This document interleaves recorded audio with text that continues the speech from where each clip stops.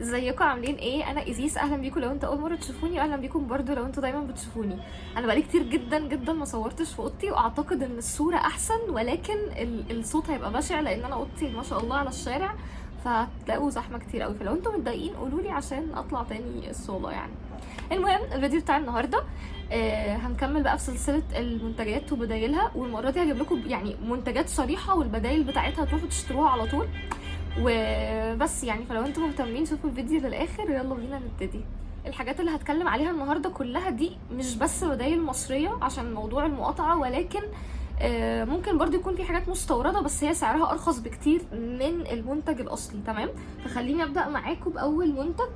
اول حاجه هكلمكم عليها هو الشاور جل.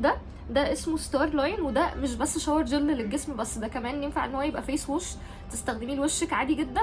هو مناسب اكتر للناس اللي بشرتها حساسه، للناس اللي عندها اكزيما، للناس اللي عندها اي مشاكل في جسمها.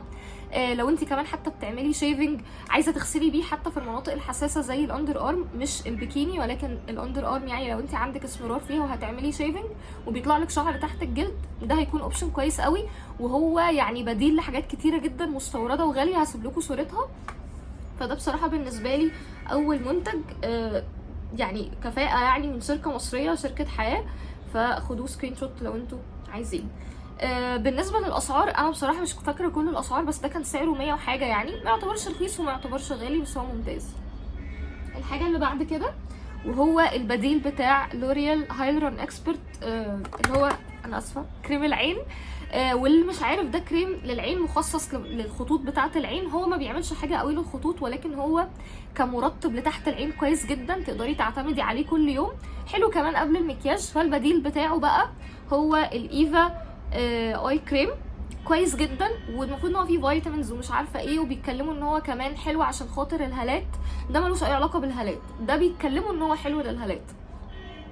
من ناحيتي انا اللي انا شايفاه ان هو ينفع كمرطب هايل، سعره كمان تقريبا 50 جنيه حاجه كده، فسعره كمان كويس، كميته كمان كويسه، فشايفه هو احسن بديل تقدري تشتريه بدل الهايلورون اكسبرت لو انت كنتي بتحبيه وعايزه تدوري له على حاجه بديله. يعني انا حاسه ان صوت الشارع بشع قوي دلوقتي. طيب خلينا ندخل على المنتج اللي بعده، لو متضايقين قولوا لي في الكومنتات برضو.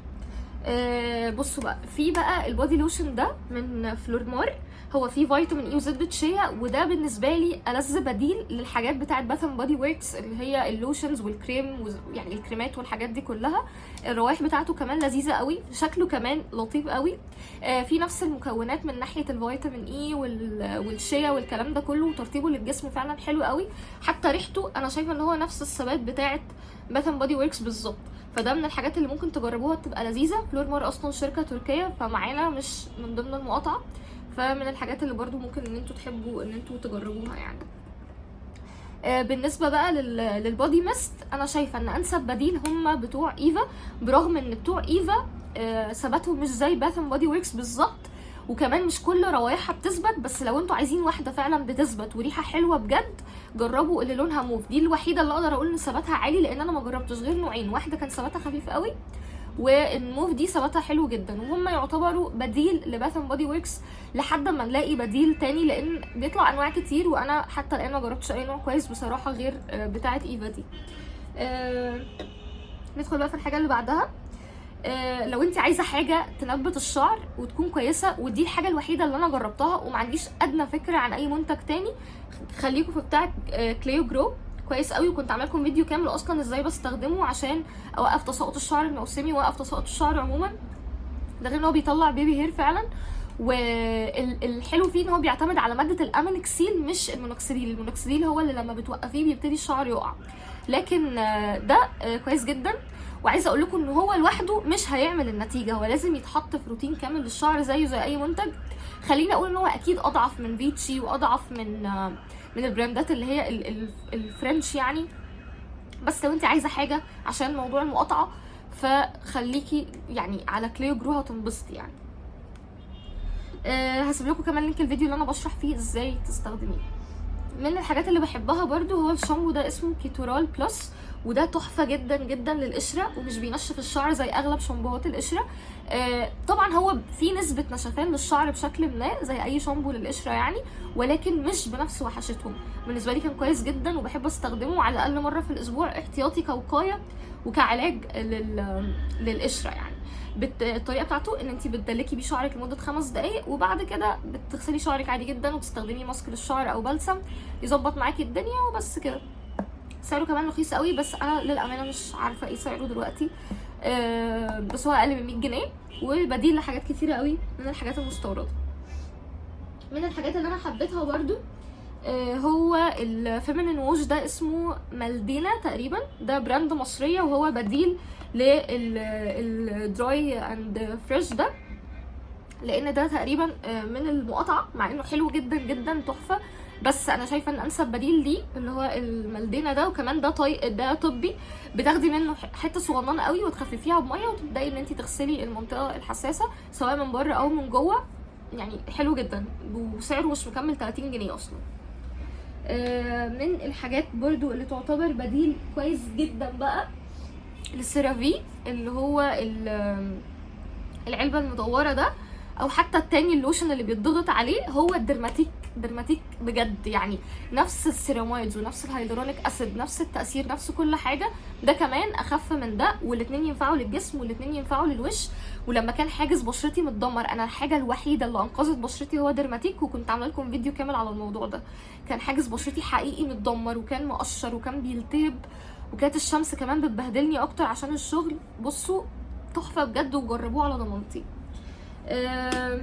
الحاجه بقى اللي بعد كده هو مزيل العرق بتاع دوف، لانه في المقاطعه، ودوف ده اعظم يعني ديودرنت انا جربته في حياتي بجد، خصوصا اللي هو بيتلف ده. وكنت عامله لكم فيديو بقارن فيه من السبراي والرول اون واللي بيترش ده والكريمي، عشان تعرفوا تختاروا المناسب ليكم.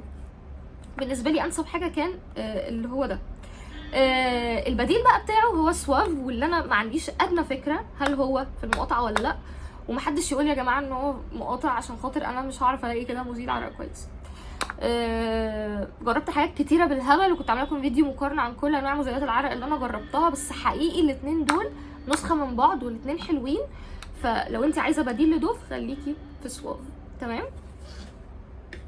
الحاجه بقى اللي بعد كده وهو الشاور جل ده بتاع سباركل، وده يا جماعه نسخه طبق الاصل بدون مبالغه من الشاور جل بتاع دوف في الريحه والنعومه وثبات الريحه كمان على الجسم، تحفه وبجد. يعني الشاور جل ده هايل هايل هايل، وريحته كمان بتقعد. عايزه اقول لكم انا حتى ساعات بغسل بيه ايدي طول الوقت ببقى شامه ريحه على ايدي. ثباته على الجسم اضعف سيكه من الايد، ولكن اوفرول هو ممتاز. ولو عايزين بديل لدوف هو ده كمان، ده سعره اقل من 50 جنيه يعني. الحاجه اللي بعد كده لو انت عايزه فوط صحيه بديله الاولويز، ومعرفش مين اصلا ممكن يكون لسه بيستخدم اولويز لانها بجد خرا يعني، وحشه وبتسلخ وبشعه، يعني انا مش فاهمه ليه بنعمل في نفسنا كده. المهم صوفي انا مش متاكده هي في المقاطعه ولا لا، ده شكلها عشان لو انتم مش عارفينها. بس كمان في برايفت هسيب لكم صورتها بديله في المقاطعه، ودي مصريه اعتقد ومعانا.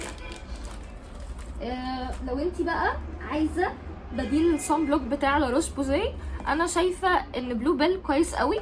بلو بيل كريمي اكتر من بتاع لاروش دراي تاتش اكتر، يعني بيخلي الوش مات اكتر من ده، ولكن ده بالنسبه لي كويس لو انت حد بيحط مكياج، لو انت حد بشرته مختلطه مايله للدهنيه، حد بشرته مختلطه او جافه، هيبقى لذيذ. هو ده كمان دراي تاتش على فكره، بس هو بيسيب نسبه ترطيب اكتر، والاثنين على فكره بيدوكي فينش مات نوعا ما، بس ده هتحسي انك مترطبه اكتر، يعني ده يغنيكي كمان عن خطوه المرطب. فتنزلي الصبح تحطيه وتحطي مكياجك او ايا كان، ممكن تحطي فوقه لوس باودر لو انت مش عايزه تحطي مكياج. اللوس باودر بتكون شفافه ملهاش اي لون، يا دوب بتطفي اللمعه بس. لو انت عايزه بقى بديل لفوم الحلاقه بتاع جيلات، لان ده اعظم فوم حلاقه انا جربته، البديل بقى الاعظم منه هو المان لوك من شركه ايفا، تحفه، وحته منه صغيره بتكفي، ويعني ده بجد يضرب ده كمان بالجزمه، يعني ده غالي وبيدعم الناس اياها، ده مصري وحجمه كويس وتحفه، مفيش ادنى مشكله معاه. هاتوا دايما بتاع البشره الحساسه بس. المهم لو انت بقى بتدوري على بديل للفازلين الذي لا غنى عنه، خصوصا في ترطيب الشفايف عظمه يعني، جربي بتاع بيور. بيور كويس قوي وشركه مصريه، في منه احجام برضو. اي بقى شركه مصريه بتعمل فازلين اعتقد هيكون كويس، بس ده يعني ده اقرب حاجه لفازلين. اوكي. والاتنين يعني نسخه طبق الاصل اصلا من بعض. لو انت بقى بتدوري على بديل للكونسيلر بتاع الي جيرل اللي هو شبه ده كده، ده بقى البديل بتاعه من براند اسمها جلامز. يمكن الي جيرل تغطيته اعلى وشكله ألذ اكتر على البشره، ولكن انا حاسه الاتنين برضو قريبين من بعض جدا. ده شكله عشان ده اعتقد مش كل الناس عارفاه، هو شكله مبهوأ شويه، اسمه جلامز، وانا هسيب لكم اسماء كل المنتجات في الديسكربشن بوكس، يبقوا شوفوها. من الحاجات اللي تعتبر برضو من البدايل لو انت عايزه بديل بتاعه فازلين دي لانها خطيره خطيره خطيره، هاتي بتاعه اسمها ايه، بيز لاين اللي هي الزرقاء دي برضو كويسه. حاسه ان هما بديل لبعض، ولو ان فازلين احلى سيكه لو انت عندك تشقق رهيب بقى في شفايفك، بس دي كمان بتقضي الغرض وبتبقى حلوه جدا. انا الاتنين اصلا ما شاء الله يعني واكلاهم، ما فيهاش لفه حتى، يعني فظيعه فظيعه، خلاص كده جابت اخرها. فالاتنين يعني نفس الفكره بالظبط. ولو انت بقى عايزه بديل للفازلين اللي هي الروز ثيرابي دي يا جماعه خطيره. يمكن اكتر حاجه بكرهها فيها انها بتحتاج بالايد كده، بس هي بتسيب لون بينك لذيذ على الشفايف، مش اكتر لون صريح في الدنيا.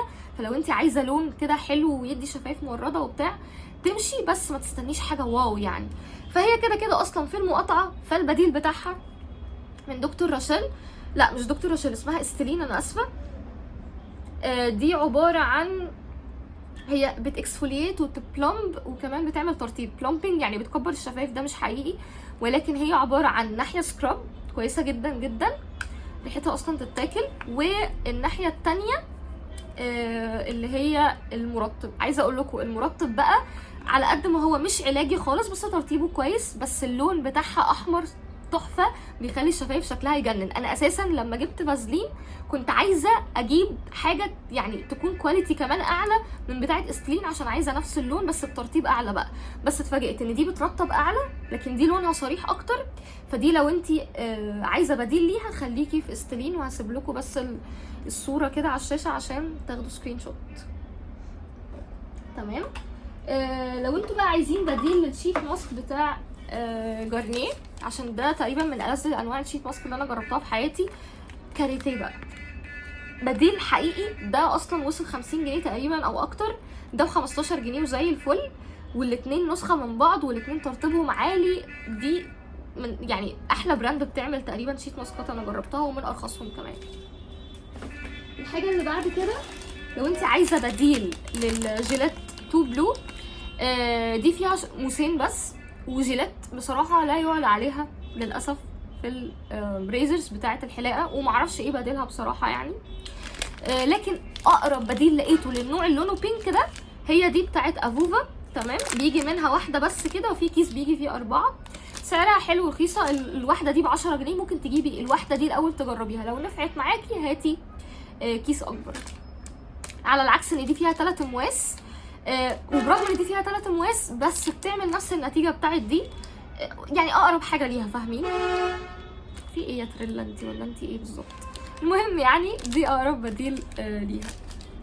نيجي بقى للبديل اللي بعد كده، وهو بديل الليفتر جلوس، وده انا مش اول مره اتكلم عليه يا جماعه، من براند اسمها جلو اند جو بتاعت بنت هي بتعملهم هاند ميد. انا تقريبا 5 أو 6 مره اتكلم عليهم مش عارفه، بس انا بالنسبه لي جلو اند جو دي اعظم 1000 مره من ليفتر جلوس. انتوا متخيلين؟ ثبات احلى واللون طبيعي اكتر وانعم، فظيعه. اطلبوا بس منها الدرجات اللي على بني لان دي احلى درجات جربتها من عندها. جربت الدرجات اللي على احمر معرفش، حسيتها فاقعه قوي، او انا اللي ما بميلش للالوان اللي هي الصريحه قوي دي، مش عارفه، بس انا بميل للالوان دي اكتر. انا نفسي اوريكم انا مخلصه منه قد ايه، يعني هو مش باين عشان الشمس بس انا بحطه كل يوم بس. فده كان كل الحاجات اللي انا جربتها. بالنسبه للليب جلوس ده هسيب لكم صفحه جلو اند جو عشان تقدروا تشتروا منها الليب جلوس بتاعها، سعره كمان 70 جنيه غير ليفتر جلوس ب 400 دلوقتي كمان مقاطعينه. فبس يا رب يكون الفيديو عجبكم واستفدتوا منه، وكملوا يا جماعه في موضوع المقاطعه ده عشان خاطر هي مش ترند، ده احنا هنكمل في كده فتره كبيره لحد على الاقل ما هم يوقفوا العبث اللي بيحصل ده. وبس يعني يا رب يكون الفيديو عجبكم واستفدتوا منه وتكونوا مرتاحين هنا في الاوضه. وهحاول اصور بدري عن كده مع اني بصور الساعه 9 الصبح، فمش عارفه اعمل ايه تاني. بس كده، اشوفكم الفيديو اللي جاي. صحيح اعملوا لي فولو على تيك توك وانستجرام وفيسبوك والحاجات دي كلها. باي باي.